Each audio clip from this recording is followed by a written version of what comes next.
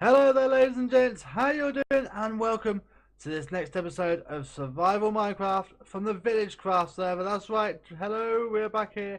Today we are starting this episode over at our starter house in the residential area.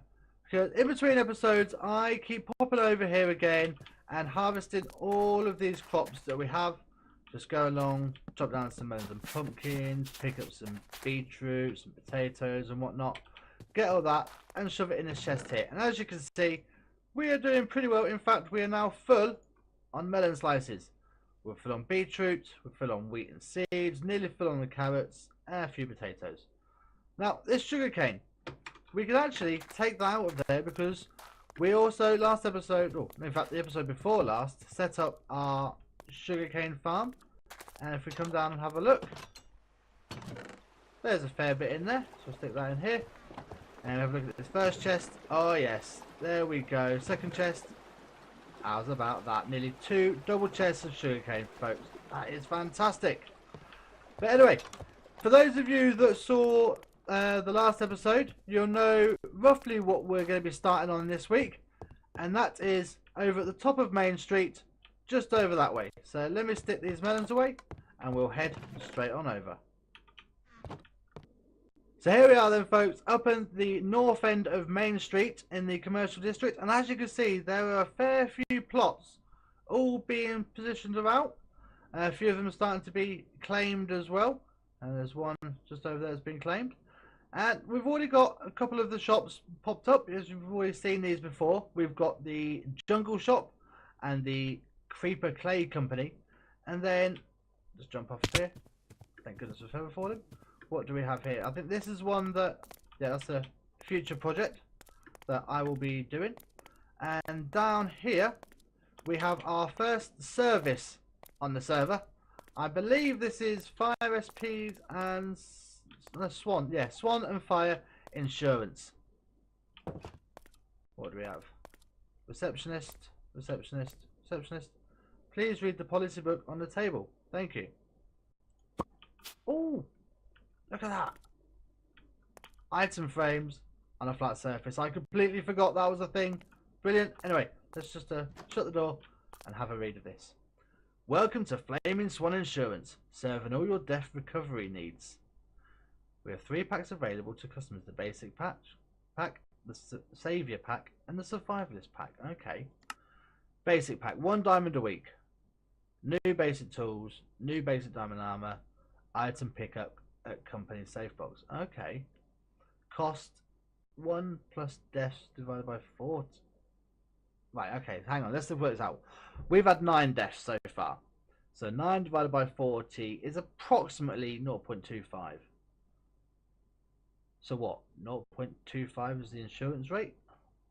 So what, 1 diamond every 4 months? Nah, I'm not going to be dying again. Anyway, the Saviour package, 2 diamonds a week. New tools the same, new armor the same, item pickup, death divided by 20. The Survivalist package. Now this is the one that Fire should be taken out with Swan himself. So you get 2 diamonds a week, new tools, new armor, any blocks lost recovered and delivered to you. Interesting. If you choose to renew your package, your rates will be reset to the starting states. More packages will be added in future. If so, please refer to the second book. You'll be notified via mail of any change in policies, and the customer has the right to reject further changes. Oh, very good.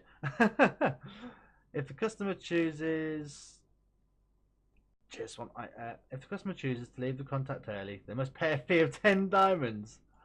What? All offers exclude tridents and elytra. Well, I don't think we'll be taking out any insurance, mainly because I'm hoping that 9 deaths, that is not going to be going up for some time. So anyway, oh, and saying that, it's night time and there's quite a few mobs out there. However, looks like someone's sleeping. Who is that that's been sleeping? That'll be Swan. Lovely. So let's head back up to the north end, as I want to show you what we're going to be working on in this episode. So yes, here we are at the footprint for our Petronas Tower mob farms. Now, These mob farms will be utilising some of the new water mechanics for 1.13. However, until 1.13 is out, I'm not 100% certain that they're going to be working. Now this video comes out on the Friday. 1.13 should have been released 2 days ago on the Wednesday. So yeah, I'm not going to be rushing to build them in 2 days. I do actually have them set up in a creative world. So all I'm going to do is, as soon as 1.13 is released, load that world up in 1.13 and we shall make sure that it still works. However, in this episode we can still do another part of the mob farm. And that is, if you did watch the episode a couple of weeks ago, I showed the image of the towers, and you'll notice that there was a bridge about halfway up that connected the 2 towers. Well, we're going to be doing something similar, except it's not just going to be a bridge. We're going to put an iron farm up there. Nothing special, just a nice basic one with some villagers up there and a couple of spawning platforms for the iron golems. And that's what we're going to have connected, and that is what we're going to be working on in this episode, folks. That's right, we're going to be getting some iron on this server.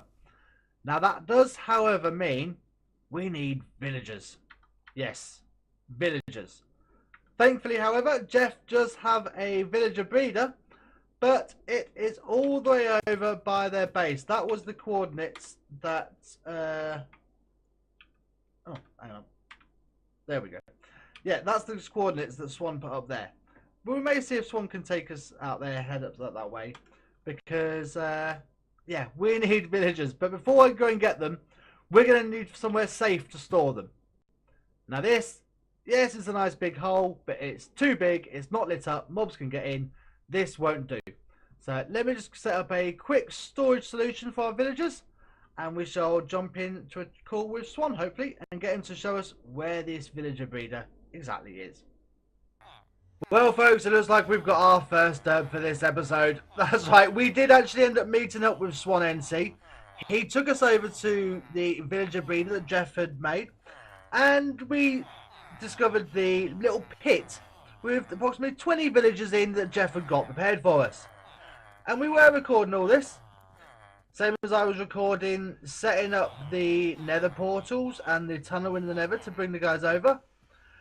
And yeah, OBS went, and I don't know if it OBS crashed or just corrupted the video, or I don't know what happened, but basically I've lost that clip. I know. But however, we do now have these villagers over here. That's right, we have 20 villagers, and I've gone and set up an initial building platform for the iron farm we're going to be building. And if we just follow the netherrack all the way around, all the way up there is a platform that has a couple of chests with all the resources on. It's got a bed up there, there's an infinite water source, a crafting table. Basically everything up there, what we need to get this iron farm built.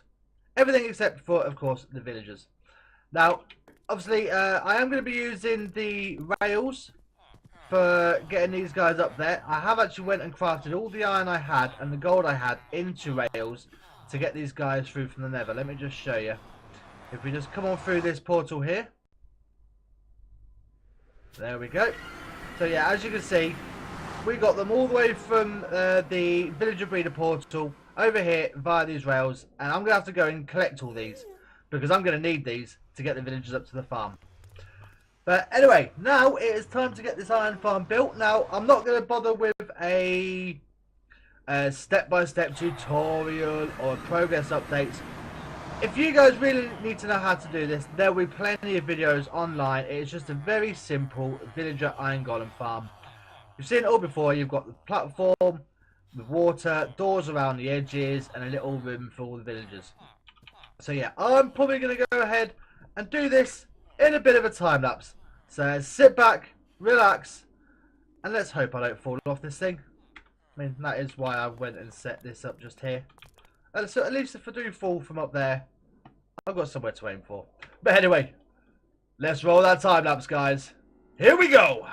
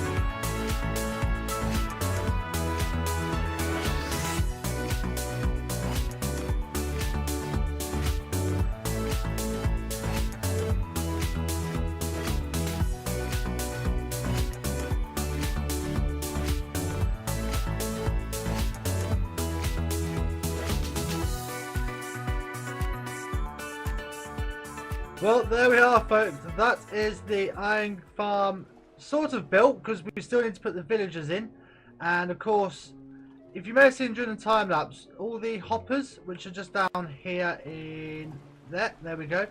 If you follow those along, they don't actually go anywhere at the moment. They just go out to both sides of this, what chamber should we call it? Because they will actually be connected into the mob farm towers, and the iron blocks will be spat out into the collection system for the rest of the mob farm. So the iron will actually go into the mob farm storage. But anyway, here we are. We have 2 spawning platforms for the iron golems. We have 2 side chambers for the villagers. We're going to be putting... I always like putting more. It says in the wiki, it says you can just do 10. I always like having some more in there, just in case. So a minimum 16, so minimum 8 on each side. Maybe I'll put the full 20 in here. But the thing is, I do want to build another one of these higher up, so that all the iron golems fall down the central chute down here. But if we need more villagers, I'm sure we could easily get some more. Yeah, I'm rather impressed how this is looking. I've gone for a bit of a modern theme to it, just because these towers are going to be very modern, with the concrete and glass and whatnot. So yeah, I think this will be in fitting with it. It will actually be hidden eventually behind like a large sign, but that's a lot further down the way. We need to get these skyscrapers up first. So while it's night time, I'm going to go and... oh, a bit of a band there. While it's night time, I'm going to go and quickly sleep, and then I'm going to have to go back into the nether to get all of our rail, because yeah, all of this track needs rail on it, and all of my rail is currently in the nether. So I'm going to go get all that, and we shall get these villagers all moved up. So I shall see you folks in a moment. Right, so that's all the rails in. They're all powered. Now it is time to go and start bringing up some villagers. So let's just jump down. This is why I put this here. Nice quick way down. So daytime, yes. So let's break this. Put you there now. Can we do it this way? I have to jump in and push him out again though. Okay, that ain't gonna work. What if we did it like this? No.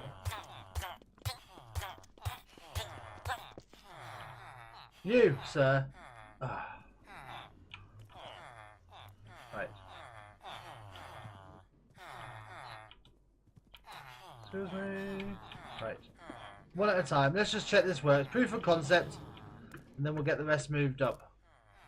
So is he going all the way up? Let's find out. Yep. And then should go off to the left. Can we see? Can't see his atom in the distance. Okay. Let's go up there and check. Because if this works, then we're going to send all the rest up. And obviously I'm going to do that off camera. Because it should be okay. And I'm not sure how we're doing for time, to be honest. What with us missing out that clip where we were Swan, the whole time scale has been completely messed up. So we'll have to wait and see how it goes. But let's just make sure that this guy has got into that side pen nice and securely. There we go. Nearly at the top. Oh no, see, look, he stopped. Right. So, aha! We never powered that one. Dang it. Right, where to put a lever? See, I knew and forgotten something. This is why we check. Right, one lever. We'll stick that on the side. Sorry, buddy. You ran to a hole, didn't you? There we go. Off you go then. There goes around the corner. You should just drop in. Lovely. Right, now I'm going to need a way to get these minecarts back, because I've only got 3, and I actually used up the last of my iron making all these rails. So yeah, these minecarts are precious. Anyway, I'm going to get the rest of these guys moved up. I shall bring you back when this farm is up and running. Well, there we are, folks. That is the iron farm up and running, and it is working fantastically, and that is going to be a great central point for our mob farm, which is going to be standing, as you can see, the footprint on the bottom, the 2 octagons, and they are probably going to be going all the way up to build limit in the form of a spire, And yet we will, more than likely will have another one of these mob farms right up at the top. So yeah, we will have a double mob farm, and a double iron farm. You know what? I am rather chuffed with this. That is the first stage of our mob farm done. Then next week, hopefully, we shall get the actual working innards of the mob farm up and running. But it might be a while before we actually get the skin done, guys, because that is going to require quite a lot of concrete. Yeah, I mean, let me just quickly work out. These octagons are, say, 13, 20, 52, 52, hang on, 13, 26, yeah, 52 plus 28, 60. Blimey. I'm going to need about 3 double chests of concrete for each of these towers. Because that's Y level 70 down there. And if it's going up to 256, so that's 186. That's 3.5 stacks. Obviously, it's going to narrow down as it gets higher up. But still, that's for each one. So 6 double chests of concrete, folks. So it might be a while before we get the innards of these, get the external skin of these mob farms done. But still, stage 1 is complete, folks, which is fantastic. So yeah, there we are, folks. That is the first stage of the mob farm complete, and that is going to be the end of this episode. Next episode, we will get the internal mechanisms all up and running. That is going to be a slight adaptation of Mumbo Jumbo's design from a video he put up quite a few weeks ago now, because you used to be able to move a saturated block and move the water source. Well, they've got rid of that now. So I've had to tweak the design from Mumbo's, and it now works really well with just a source block of water for each layer that you just expose it and let it run out. But anyway, we shall get into all of that next episode. So thank you very much for joining me, ladies and gents.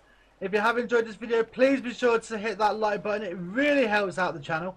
If you're new to the channel, don't forget to hit subscribe and to ring that bell so you get notified when all the new videos come out, because at the moment we have VillageCraft Fridays. That's right, Modded Mondays will be returning, folks.